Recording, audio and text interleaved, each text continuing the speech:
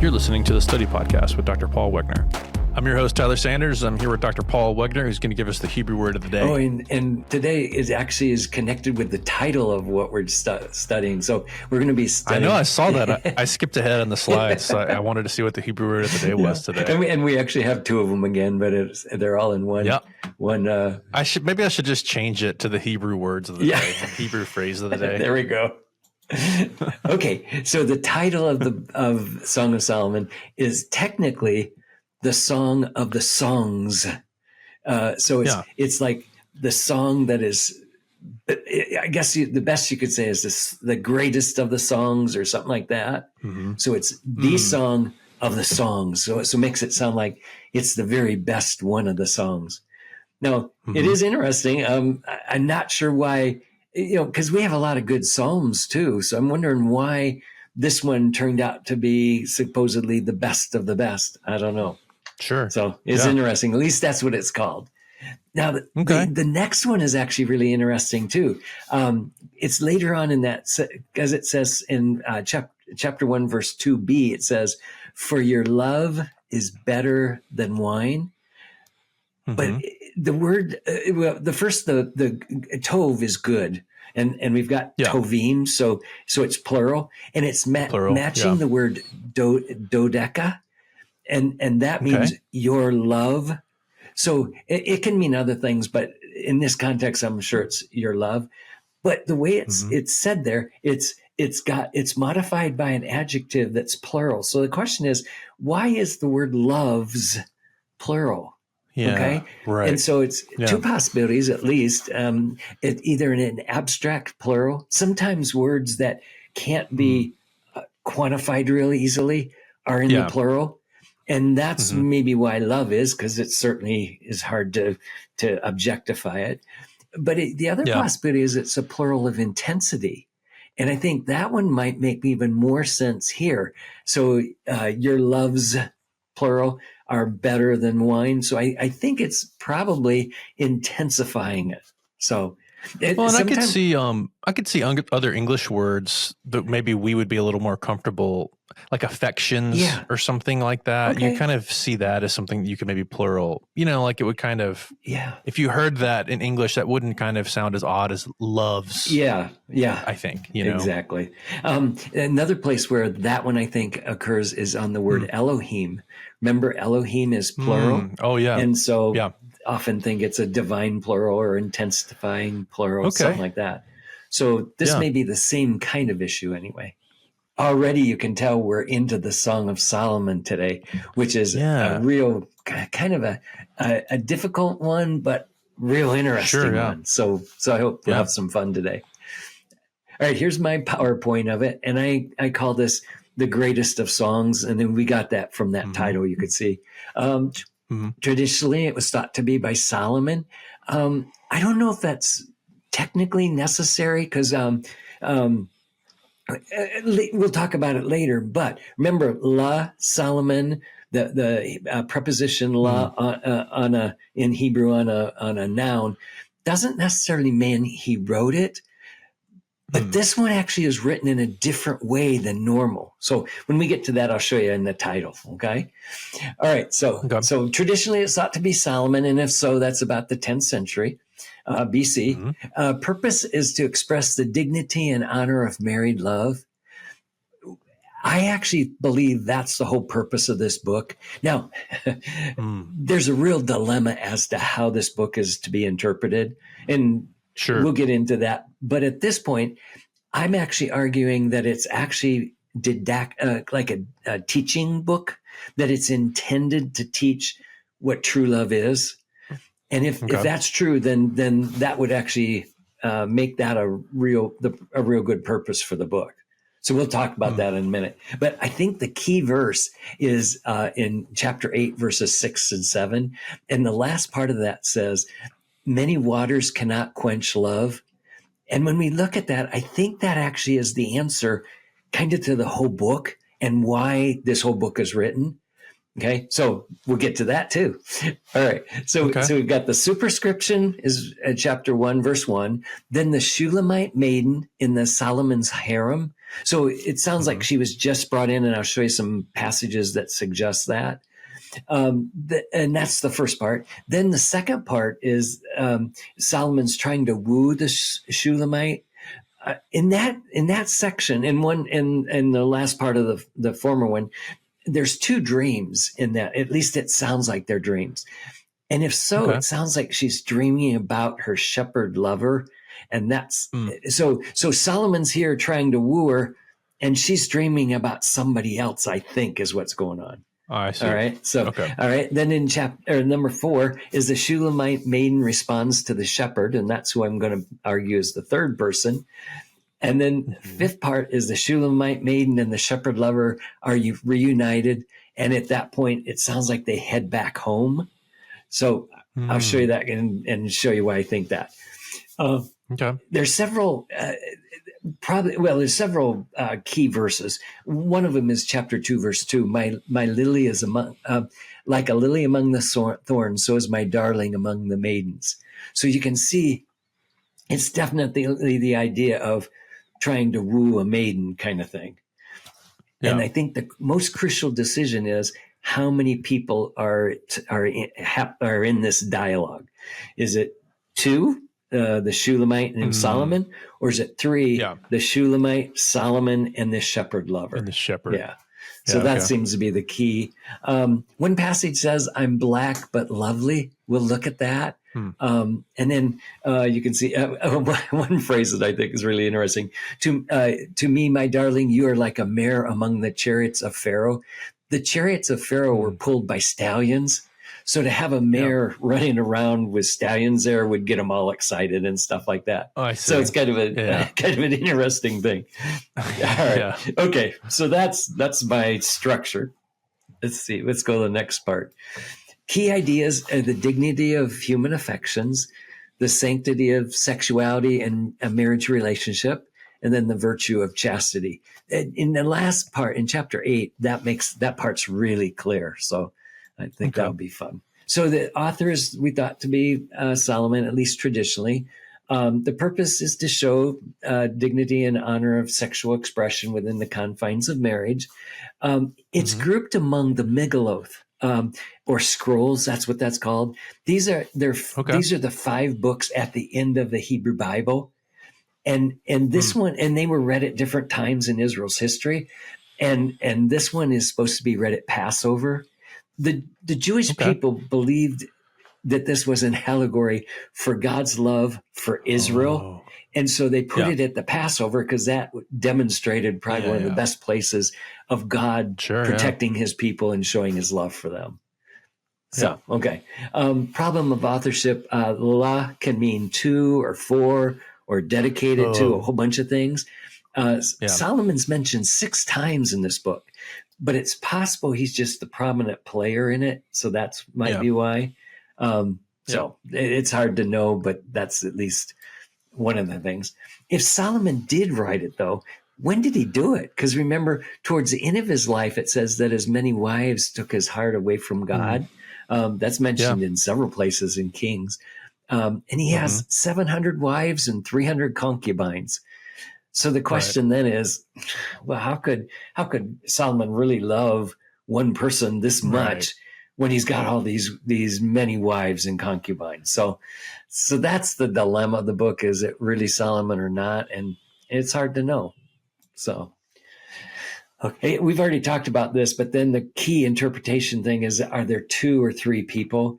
And I'm arguing it's the third. I argue that there's 3 people in there, and that there's 3 people, and that shepherd lover is finally the one that the Shulamite goes back to. For the 2-person interpretation, is the shepherd kind of a representative of Solomon? Is that how that one would go? I don't even. I think it's totally not even. He's not even there. So I think if it's she might be thinking about it, but it would be probably that her, even in her dreams, she's probably thinking about Solomon, and just calling him a shepherd, which is kind of, I mean, it's possible David was a shepherd, but as far as we know, Solomon never was. But a king could be pictured as the shepherd of his people, probably. Sure. So I think, so if you're going that way, that's probably what you'd argue for that. Okay. Yeah.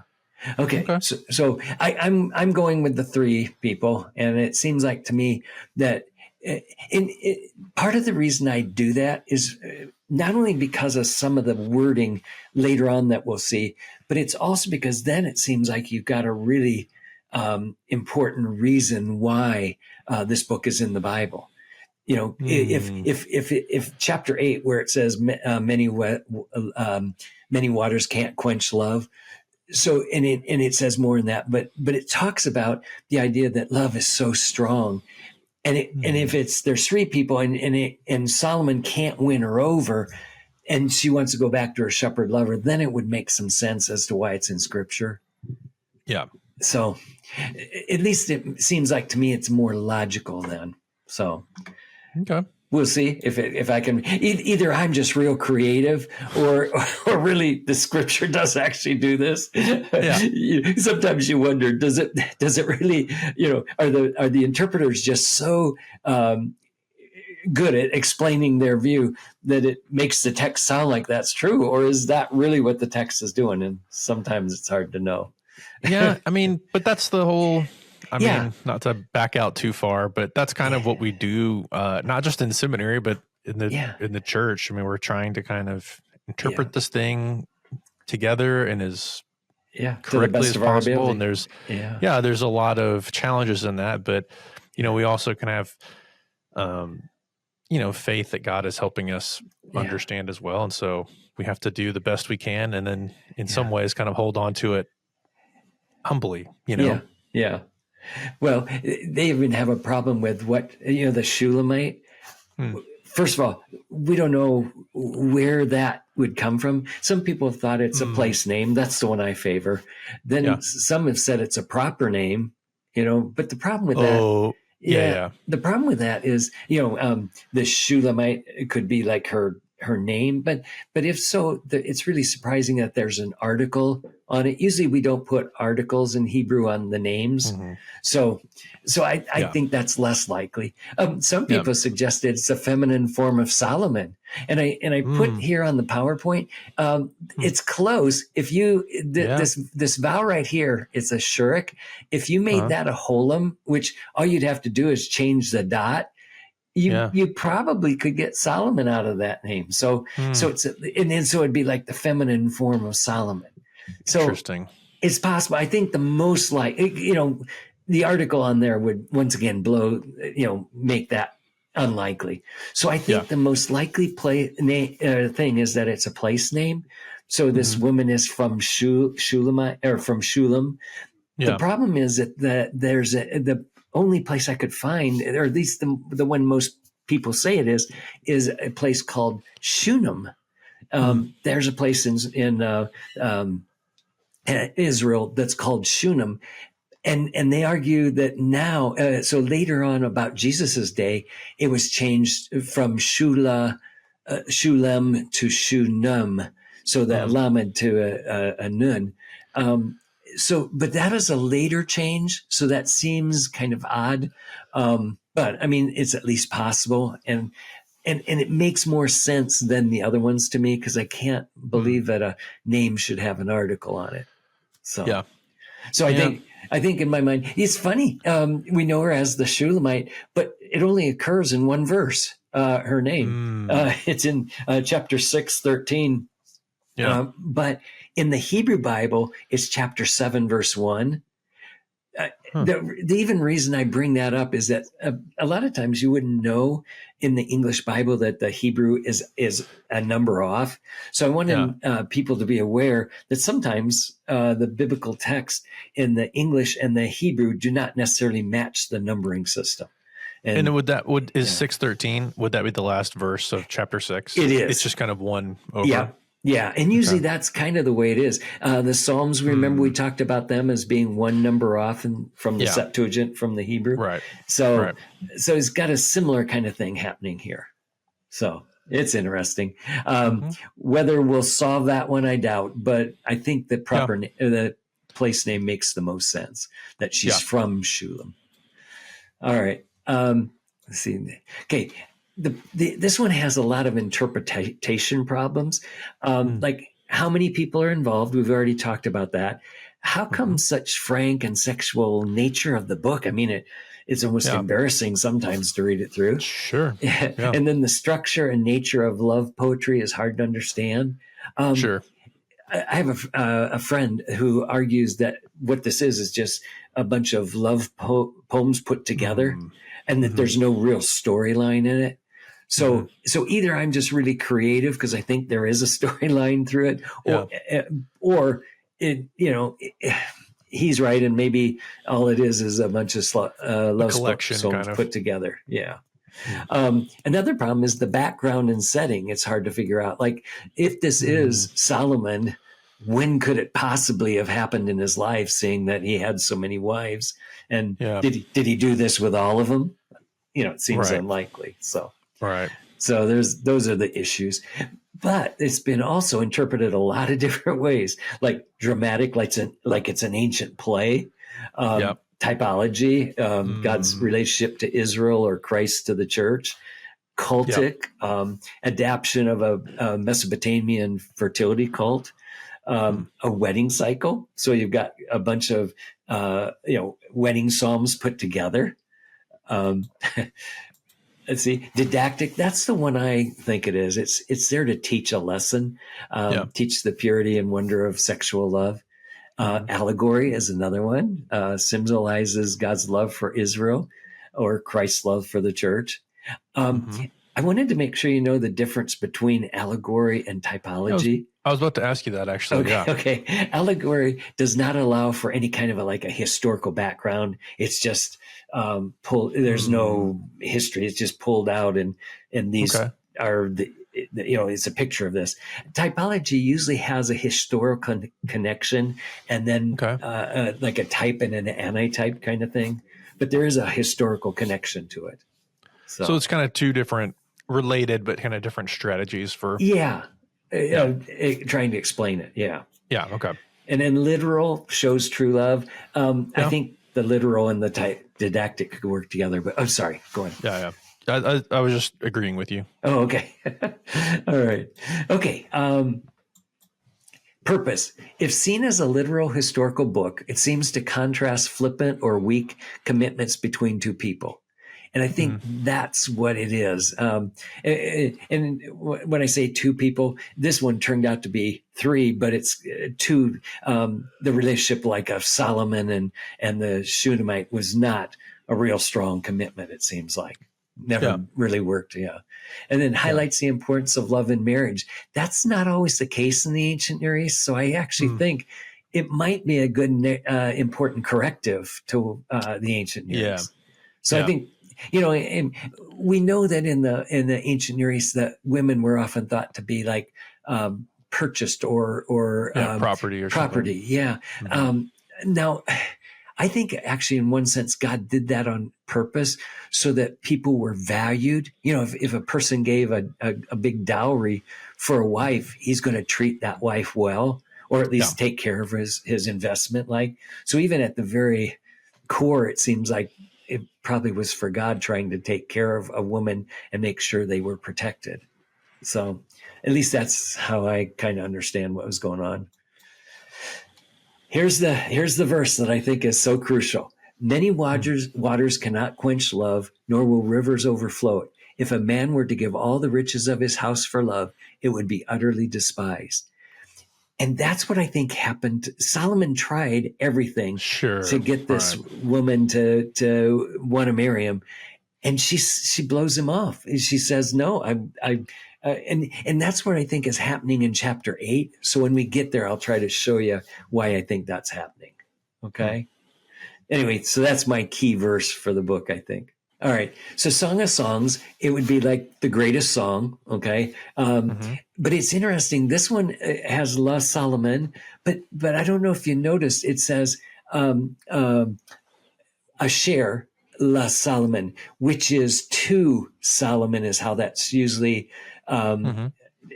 translated. So the question is this like a song written for him or about him or something like that, but it's stronger connected to being associated with him than just a la on the by itself. Yeah.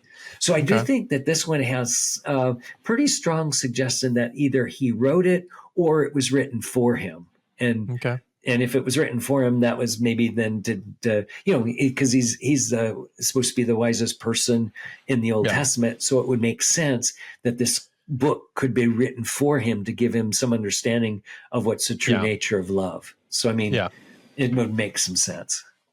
All right, so that's the introduction. Then the first part is the Shulamite maiden in Solomon's harem, and this is the part where he brings her in, getting and my understanding in the ancient Near East, they like in Egypt, they brought him in for like 60 or 30, 60 or 90 days. I can't remember exactly how long it was, but that was the preparation of getting them ready to go into the king.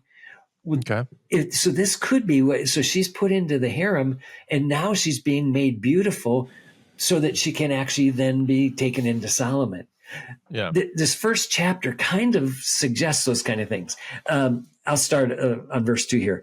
May he kiss me with the kisses of his mouth, for your love is better than wine. Your oils have a pleasing fragrance. Your name is like purified oil. Therefore, the maidens love you.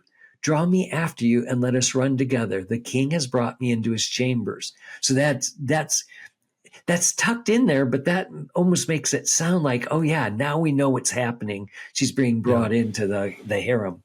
We will rejoice with you and be glad, and you will and we will extol your love more than wine. Rightly do they love you. It keeps going. I am black but lovely, O daughters of Jerusalem, like the tents of Kedar, like the curtains of Solomon.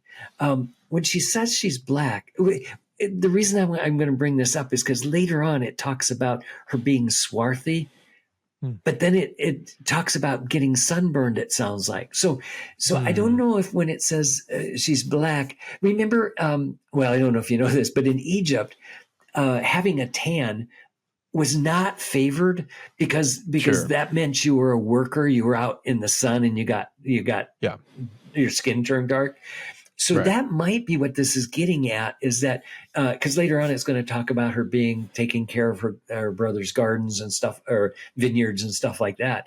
So that may be what that dark is, or it is possible that she was a black person and still was thought to be lovely. So, I mean, sure, that's possible too.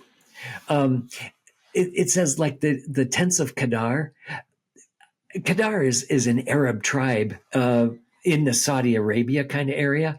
And usually their tents, they have wool tops on them, and they're usually black. So that would be like, saying it again, and then the curtains of Solomon, probably the same kind of thing. So at least that's highlighting that she's dark. Okay.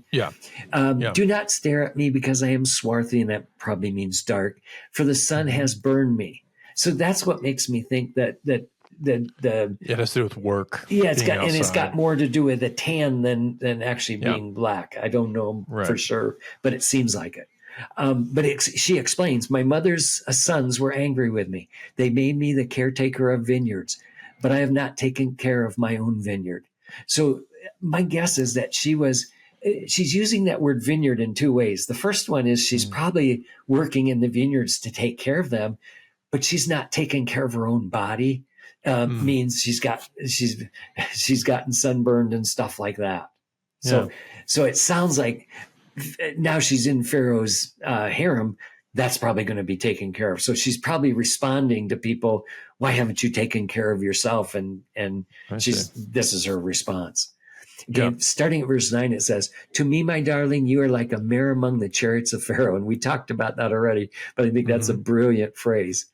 Your cheeks are lovely with ornaments, your neck with strings of beads. We will make you ornaments of gold with beads of silver. While the king was at his table, my perfume gave forth its fragrance. See, so once again, we're getting, every once in a while, we get these little hints. Like, first of all, she was brought into the king's chamber. Then now she's sitting at table with him. So every once in a while, you get these little hints that suggest, this is actually what's happening here. Yeah. So at least that's my read of it. Okay, now we're going to the next section. The maid seeks her absent lover. in chapters 2 through 5. It says I think she's dreaming. In this passage, there's two. This one actually has one, and then later there's another one where it sounds like she's dreaming about her shepherd lover. And now it's possible that it was Solomon, but I don't know why he would really be called a shepherd. Usually he's not termed that way, but I mean, it is possible. So I allow for that, but I think it's more likely it's who apparently back where she's from, shepherding was a real common trait. So it would be possible. Sure, all right. Yeah. Okay. So if that's true, then she's still thinking about the shepherd lover, even though Solomon's trying to win her heart. So far, he hasn't been able to do that. Right. All right. Okay. So chapter 2, verses 7-9. I adjure you, O daughters of Jerusalem, by the gazelles or by the hinds of the field. Every once in a while you get that, I adjure you, O daughters of Jerusalem. That seems to be a refrain about 3 or 4 times throughout the book. And so, and then it has something that goes on from there, but that seems to be a refrain. Yeah. Okay, that you do not arouse or awaken my love until she pleases. Listen, my beloved, behold, he is coming, climbing on the mountains, leaping on the hills. My beloved is like a gazelle or a young stag. Behold, he is standing behind the wall. He is looking through the windows. He's peering through the lattice.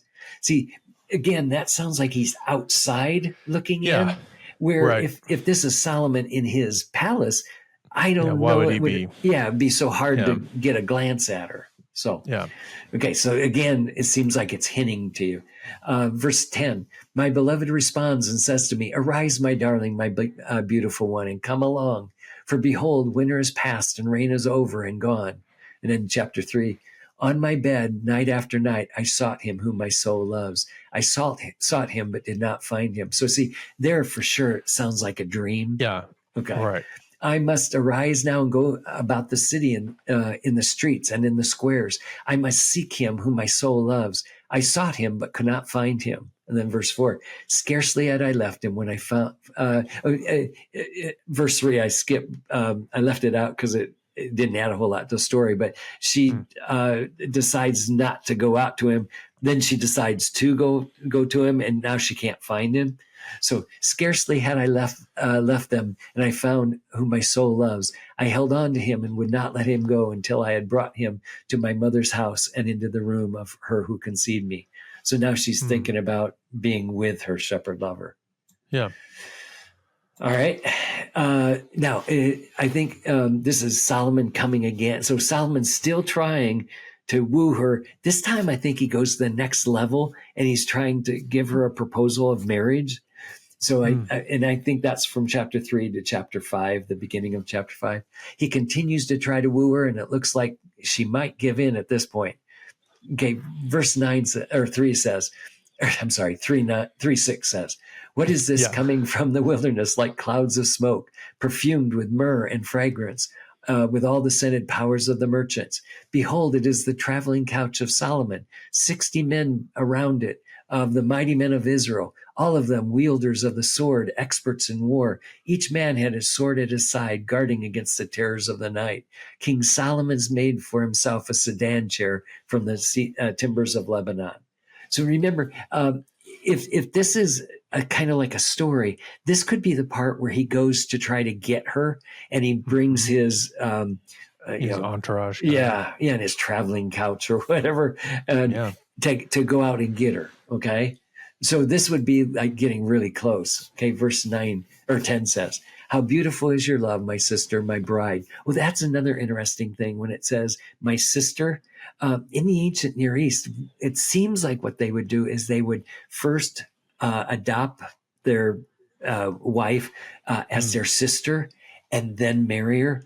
My understanding is that made it even a stronger tie between them, almost like family relationships. Yeah. So that doesn't surprise me that says that. Yeah. How much better is your love than wine, and the fragrance of your oils than all kinds of spices? Your lips, my bride, drip honey and milk are under your tongue. And the fragrance of your garments is like a fragrance of Lebanon. A garden locked is my sister, my bride, a rock garden locked, a spring sealed. So you can see he's doing his best to try to woo her still. Verse 15, You are a garden spring, a well of fresh water, and streams flowing from Lebanon. Now, that's actually interesting now that we've talked about Proverbs, right? Having those fresh springs. So, yeah, so I thought that's interesting. He's even using images that apparently were well known in the ancient Near East, but same kind that are in Proverbs. Okay, awaken, O north wind, and come, wind of the south. Make my garden breathe out fragrance. Let its spices waft abroad. May my beloved come into his garden and eat his choice fruits. So that sounds like an offer, I think, of having the Solomon come in. So it sounds like it's getting close to her saying yes. Okay. All right. Now the next section. I think the Shulamite rejects Solomon. She has another dream about a lover, and this is in chapter 5. I was asleep, but my heart was awake. So it sounds like a dream. Dream, yeah. A voice, my beloved was knocking. Open to me, my sister, my darling, my dove, my perfect one. For my head is drenched with dew, my locks with the damp of the night. I have taken off my dress. And now this is her responding. I've taken off my dress. How can I put it on again? I have washed my feet. How can I dirty them again? My beloved extended his hand through the opening, and my feelings were aroused for him. I arose, open to my beloved, and my hands dripped with myrrh, and my fingers with liquid myrrh on the handles of the bolt. I opened to my beloved, but my beloved had turned away and had gone. My heart went out to him as he spoke. I searched for him, but I did not find him. I called to him, but he did not answer. So then she's going to go out and seek him in verses 8 to 10. I adjure you, O daughters of Jerusalem, if you find my beloved, as to what you would tell him, for I'm lovesick. What kind of beloved is your husband? Or I'm sorry, what kind of beloved is your beloved? O most beautiful among women. What kind of beloved is your beloved? What is that thus you adjure us? My beloved is dazzling and ruddy and outstanding among 10,000. The dazzling and ruddy, the ruddy would be like when it's usually ruddy means that your skin has reddened because of the wind and hard stuff like that. So again, that wouldn't be Solomon. Doesn't sound like Solomon. Yeah. Right. So it seems like we're on the right track anyway here. Mm-hmm. Then in chapter 6, it says, where's your beloved gone, O most beautiful among women? Where is your beloved turned, that we may seek him for you? My beloved has gone down to his garden and to the beds of balsam, to pasture his flock in the gardens and gather lilies. I am my beloved's, and my beloved's is mine. He who pastures his flocks among the lilies. Now, notice, this is another thing that we want to teach our people, is that notice that his flocks are in italics on this translation. That means that his flocks are not there. But the word like in the original text. Yeah, in the original text. Yeah. So they put this in the translation, but because the word pasture is right before him, that seems to be the normal thing you pasture your flocks. Yeah. That seems to be a given. So even though the words are not in the original, at least there's a likely possibility that is the proper translation. Yeah. Okay. Yeah. I just want to make sure you realize that. Okay. Verse 11. I went down to the orchard of nut trees to see the blossoms of the valley, to see whether the vine had budded or the pomegranates had bloomed. Behold, I was aware my soul set me over the chariots of my noble people. Come back, O Shunammite. Come back, that we may gaze at you. Why should you gaze at the Shunammite at the dance of the two companies, as at the dance of the two companies? My guess is that come back is her actually now thinking about leaving and going back to her shepherd lover instead of staying with Solomon. So again, a hint that of the historical aspect that's kind of behind the love poem kind of. All right, the next section. Now the shepherd is wooing the maiden, I think. How beautiful are your feet in sandals, O prince's daughter. The curves of your hips are like jewels, the work of the hands of an artist. Your navel is like a round goblet which never lacks wine. Your belly is like a heap of wheat fenced about with lilies. Your head crowns you like Carmel, and the flowing locks of your head are like purple threads. The king is captivated by your tresses. How beautiful and delightful you are, my love. with all your charms. I think it's interesting. He's using images like Carmel or stuff like that to also picture the beauty of this woman. So it's kind of interesting how he's doing it. Okay. Yeah. All right. Here's the next section. I am my beloved's and his desire is for me. I think this part is talking about her keeping herself for her beloved. And now we switch from Solomon to now going to my beloved or the shepherd. Okay. Verse 10. I am my beloved's and his desire is for me. Come, my beloved, let us go to the country. Let us spend the night in the villages. Let us rise early and go to the vineyards. Let us see whether the vine had blossomed and the blossoms are open, and whether the pomegranates have blossomed. So that must have been an indication that spring had gone, and now it's starting to get later because now the fruit is starting to blossom and all of that. Right. Okay. Right. There, I will give you my love. The mandrakes have given fragrance. Now, mandrakes were used to be thought to be aphrodisiacs. So it's talk about, that these are ready. They give forth fragrance. And over the doors are all the choice fruits, both new and old. I have saved for you, O my beloved. Okay, so now we're getting into the last chapter. And I think at this point, we've got her brothers actually talking about her too. Verse 5 says, who is this coming from the wilderness, leaning on her beloved? Beneath the apple tree, I've wakened you. There your mother was in labor with you. There she was in labor and gave you birth. So now she's coming back, and I think she's coming back to her family home again, where the shepherd lover is. So I think that's what's happening. The maiden addresses her shepherd lover. And this is that many waters can't quench love. So here's what it says. And I think this is real helpful for us to understand the book. Put me like a seal over your heart, like a seal on your arm. For love is as strong as death. Jealousy is severe as Sheol. Its flashes are flashes of fire, the very flame of the Lord. Many waters cannot quench love, nor will rivers overflow it. If a man were to give all his riches of his house for love, it would be utterly despised. The reason I think that's that crucial verse is because if this is Solomon being rejected, this verse here would make perfect sense. So here's the shepherd lover gone and brought her back, and this verse now is explaining that Solomon couldn't win her love, and he has all the money in the world, but he couldn't buy her love. Does it. Yeah. So I think that's why it's crucial to the whole part of the book is it's now got, and that's again, that would be why it's wisdom literature.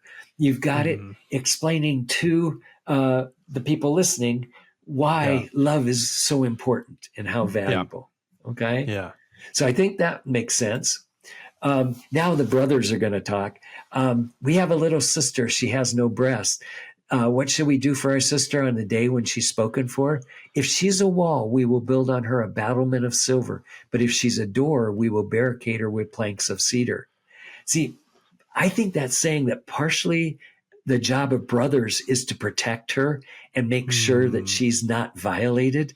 So I think remember if she's a wall, meaning kept people out, they'll build battlements of silver. But if she's a door, which means let people in, they'll barricade her and not let anyone back into her. Right. So I think it's interesting. It's explaining that the family has a responsibility to keep the daughters pure also in this family. Yeah. So I think that's good. All right. Now you're going to have the maiden talking. I was a wall and my breasts were like towers when I came and I became in his eyes as one who finds peace. Solomon had a vineyard at Baal Hamon. He entrusted his vineyard to caretakers, each one to bring 1,000 shekels of silver for its fruit. But my very own vineyard is at my disposal. The 1,000 shekels are for you, Solomon, and 200 are for those who take care of its fruit. So I think what she's saying is, Solomon, you can buy all the vineyards you want, but you can't have mine. I think she said, mine is I give it to the person who I choose. Now, if that's true, she's already talked about her shepherd lover being there and that she was a wall and all of that. So it seems like to me it makes sense that now she's there for her shepherd lover. Yeah. So at least that's how I understand it. Yeah. Okay, then she beckons, the shepherd beckons to the maiden for a song. Oh, you who sits in the garden, my companions are listening for your voice. Let me hear it. And then the maiden responds, hurry, my beloved, and be like a gazelle or a young stag on the mountains of spices. So that appears to be her song to the shepherd lover. Now, I hope I'm right. I mean, in my mind, that then makes a really clear case as to why this is in the biblical text. Yeah, right. Yeah. And I think that kind of concept of it being didactic does kind of give it a place. I think that's wisdom letter, part of right? what makes it it's right. That's part of what makes it a challenging. Maybe not too challenging, but there's some canonical challenges, some canonical thinking we need to do, right, to figure out how this fits in with Paul's letters, right. It's very different type of writing, and so how does this all fit into one unit? There's definitely some thinking and work that needs to be in how we connect those things, just as a Christian church. Yeah. And what I tried to do is try to point out the little hints along the way, because it's not clear. There's no doubt it's a song, it's poetry, it's definitely talking about love and all that. But every once in a while you get that little hint, like, and he took me into his chambers, or he met me at his table, and now Solomon's coming to get me, and things like that. Yeah. So I think there's hints that actually suggest that that's what the story is. Either that or I'm just real creative, right? Well, I think what makes some sense in your interpretation is that it does kind of make the woman's character is much more stable all the way throughout it. Yeah. Or there's sense in all of her actions. I think sometimes when I've read this previously, it feels like if you just see Solomon and the woman, the Shulamite woman, they're kind of saying the same things over and over to each other and restating things. That was kind of how I read it, I think, is that there's this repetition going on, because it seems like they go back and forth. Yeah. Or there's an indecisiveness or something like that. Yeah. But in this kind of reading, it actually clarifies that there's consistency in her. Yeah. All the way throughout, and in Solomon, really. Yeah. And I think there was a place, or at a time, where she was questioning whether she was going to make a decision to go to Solomon. But then, that's why I think verses 7 and 8 are so important in this last chapter, because it seems like it's giving us the logic as to why all this makes sense. Yeah. So at least that's my guess. Yeah. All right. Here's the questions. Why do Jews and Christians both want to allegorize this book? Well, I think there's probably at least two answers. One, the smaller answer is it's a little bit uncomfortable to talk about. That's probably at least a small part of it. Okay. I think the bigger thing is there's a question of, like, where is God in this story? Yeah. Like, what? Like, how is this applicable in any way to, like, the church, or Israel, in a sense, because it's like God is not a character in this at all. He's not doing anything. There's barely even mentioned, really. So, like, how does this fit in? I think that's probably the bigger question of, like, you make it an allegory or a type, you're kind of saying, well, it's representative of a bigger narrative. A bigger, in the church, we probably say, like, a salvation narrative. There's something going on here about Christ in the church, God in the church, of how he relates to us collectively. Yeah. Now, do you see how I get that same kind of logic of God's love, or showing love? Yeah. But how does that happen? Well, he's doing it through human beings and showing how their love is so it's a teaching thing about, if you can have this kind of love for a spouse, Imagine if you could have that kind of love for God, so in one sense, it still could have application to them, but it could also have just a direct application for the ancient Near East, seeing that, they probably need good models of what love is all about. Yeah. So, yeah. They didn't have Hallmark back there, so they needed something like this. Right. Yeah. Okay. All right. Number 2, why is this book important and why is it in the Bible? Yeah. I mean, I think we just kind of hit on that. Okay. Because it doesn't have to necessarily be allegorical or a typology to still have that kind of application for the church. Because I mean, you could still kind of, I think, interpret this, in its original context, kind of do a historical kind of interpretation of this and see those principles. And then you can, as you're reading the New Testament, there is that the marriage imagery of, the church being the bride of Christ. All this stuff is there too. And you can go back and maybe kind of help illuminate that picture that we get in the New Testament. So I think you could easily approach it that way, Okay, good. All right. What does the Bible, or does this book teach about marriage and love? Yeah. I mean, there's a lot of richness in this. That's probably not the right word to use because I'm about to talk about wealth, just this idea that it's not something that can be, I think you get a lot in Song of Songs that there's something kind of wild about love that can't really be controlled. It can't be purchased. And like in a sense, you have to be careful with it because of that, but also that it overrides all these other forms of power, all these things, I mean, if your interpretation is right, that the Shulamite woman has made a very costly decision in some ways, right? I mean, she's given up everything, royalty essentially, and comfort and, probably to go back to a life of work where, it's going to be sunburn and, managing the vineyard, all this kind of hard work, but there's something bigger that makes that valuable. The love. Yeah. Isn't that good? Oh, yeah, it's really good. Yeah. So if Song of Solomon is, if we've interpreted it right, I can see why it's called a wisdom book, because it's teaching us exactly how important love is. And for the ancient Near East, I think that would have been a crucial message for them. I think they would have needed that.